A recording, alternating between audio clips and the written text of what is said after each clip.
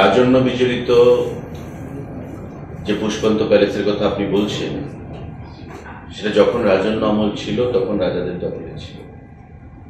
তো after the মার্জার সেটা এখন গভর্নমেন্টের প্রপার্টি, গভর্নমেন্টের অ্যাসেট। এমন করে দেখতে গেলে তো এমন অনেক রাজন্য আমলের যে জিনিসগুলো রয়েছে তার মধ্যে ব্যবসা চলছে, বিয়ে বাড়ি বানানো হয়েছে, তাদের ব্যবসা চলছে। তো আমি কারোর সেন্টিমেন্টে আঘাত করতে চাই না। বিষয়টা মাননীয় মুখ্যমন্ত্রী সিদ্ধান্ত নিয়েছেন বা মাননীয় মুখ্যমন্ত্রী প্রচেষ্টা গ্রহণ করেছেন, এবং আগামী দিনে আপনারাও চান, আমরা সবাই চাই যে রাজ্যের যে ফেসটা পর্যটনের ক্ষেত্রে বহিরাজ্যের সঙ্গে আমরা কম্পিটিশন করি বা বহিরাজ্যের মতন আমরা করি। তো সেটাকে মাথায় রেখে এখানে এখনো সিদ্ধান্ত কিছু হয়নি, আলোচনার পর্যায়ে রয়েছে, কিন্তু আমি সবাইকে আহ্বান জানাবো যে এটা বর্তমানে গভর্নমেন্ট অ্যাসেটের মধ্যে গভর্নমেন্ট যে কোনো ধরনের সিদ্ধান্ত গ্রহণ করতে পারে। গভর্নমেন্টের সঙ্গে এমন কোনো চুক্তি নেই যে চুক্তিতে বলা আছে যে এখানে কোনো সরকারি প্রজেক্ট বা সরকার কাউকে দিয়ে কোনো প্রজেক্ট এখানে করতে পারবে না। আমার যতটুকু নলেজ রান করে সেটা হচ্ছে যে আমাদের যে আগের যে বিধানসভা, মানে বর্তমান যে আমাদের প্যালেস, সেই প্যালেসকে মিউজিয়ামে পরিণত করার একটা প্রস্তাব ছিল, সেটা করা হয়েছে, মিউজিয়ামে কনভার্ট করা হয়েছে, এবং আমরা সেটাকে আরো কিভাবে শ্রীবৃদ্ধি ঘটানো যায় আগামী দিনে সেটা আমরা করব। রাজ্যের উন্নতিতে, রাজ্যের সামনের দিকে পর্যটনের ক্ষেত্রে বা সমস্ত দিক থেকে এগিয়ে নিয়ে যাওয়ার জন্য সকলের সহযোগিতাই আমরা কামনা করি। তো স্বাভাবিকভাবেই রাজ্য সরকার যদি কোনো সিদ্ধান্ত নিতে চায় সে বিষয়ে আমি মনে করি প্রত্যেক অংশের মানুষকে এটা বাধা বিপত্তি না করে সেটাতে এগিয়ে আসা উচিত, এতে করে আমাদের রাজ্যের নাম সুনাম বৃদ্ধি পাবে। সরকারের শরিক দলের তরফ থেকে এই ব্যাপারে বিরোধিতা এসেছে না, সেটা আমরাও দেখেছি, আপনারাও দেখেছেন, সে বিষয়েই প্রশ্নটা এসেছে। এই ব্যাপারে বলছি যে সরকার সরকারি জায়গাতে করতে পারে বলে আপনি বললেন। না, আমি এই কথা বলিনি।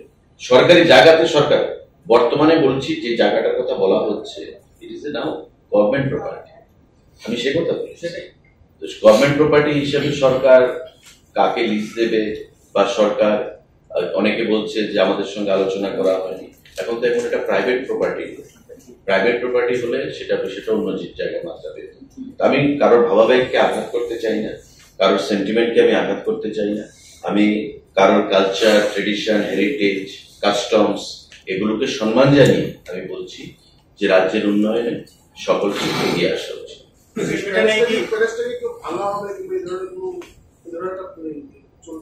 না, এমন কোনো প্রস্তাব নেই।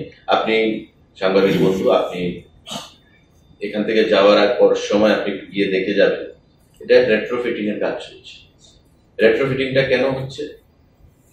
রেট্রোফিটিংটা হচ্ছে এটা যে মানে ডিলাপিটেটেড কন্ডিশন, আর্থকুয়েকের সেখানে অনেক আগে তৈরি, আর্থকুয়েকের সেখানে মানে যখন হয়, আপনারা জানেন যে এটা রাজভবন ছিল, রাজ্যপাল থাকতেন, এবং অনেক রাজ্যপাল এখানে থাকার সময় যখন আর্থকুয়েক হতো ওনারা ভয় পেতেন।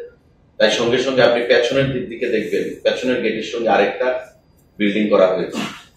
আমার মনে আছে একজন রাজ্যপাল ছিলেন ডিওয়াই পাটিল, উনি সেখান থেকে শিফট হয়ে ওই বিল্ডিং এ চলে গেছিলেন। ওনার ভয় ছিল যে আর্থকুয়েকে বিল্ডিং মানে শেকি নড়ে চলে। তো এটাকে রেট্রোফিটিং করা হচ্ছে, এবং এটা রেট্রোফিটিং করে এটাতে ডিজিটাল মিউজিয়ামের একটা প্রস্তাব ছিল। কিন্তু ডিজিটাল মিউজিয়াম, আর যেখানে অলরেডি একটা মিউজিয়াম আমাদের রয়েছে, আমাদের উজ্জন্ত প্যালেস, তো সেখানে ডিজিটাল মিউজিয়ামের কনসেপ্ট এখানে চলবে না।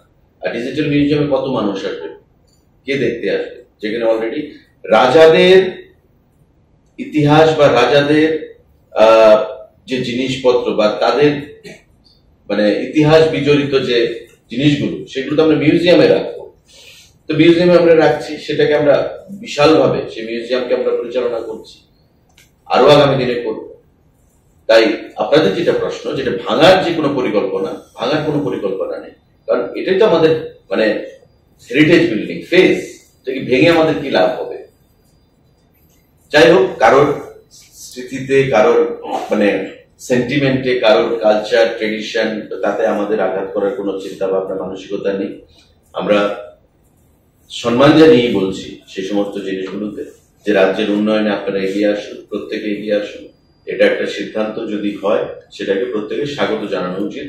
এজ এ ত্রিপুরাবাসী হিসেবে আমরা প্রত্যেকে কমন সিটিজেন হিসেবে রাজ্যে আমরা চাই রাজ্যে ভালো জিনিস আসবে, রাজ্যের ফেসটা বিশ্বের দরবারে যাক। আজকে আপনি দেখুন পার্শ্ববর্তী রাজ্যে আমাদের সিকিমে, আমাদের মেঘালয়ে, আমাদের আসামে আজকে কত মানে ডেভেলপমেন্ট হয়ে গেছে। কিন্তু আমাদের কিছু বন্ধা রাজনীতি, বন্ধা চিন্তাধারা, আমরা কিছু একটা জিনিস থেকে লিমিটেশন থেকে উপরে উঠতে পারি না। সেই জিনিসগুলো থেকে যদি আমরা উপরে উঠতে না পারি তবে আমরা আগামী দিনে এগিয়ে যেতে পারবো না।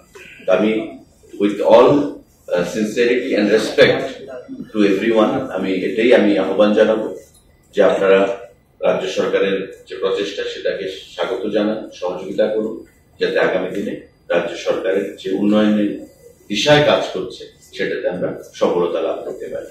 এখনো আলোচনার পর্যায়ে রয়েছে, এমন কিছু ফাইনাল শেপ নেয়নি।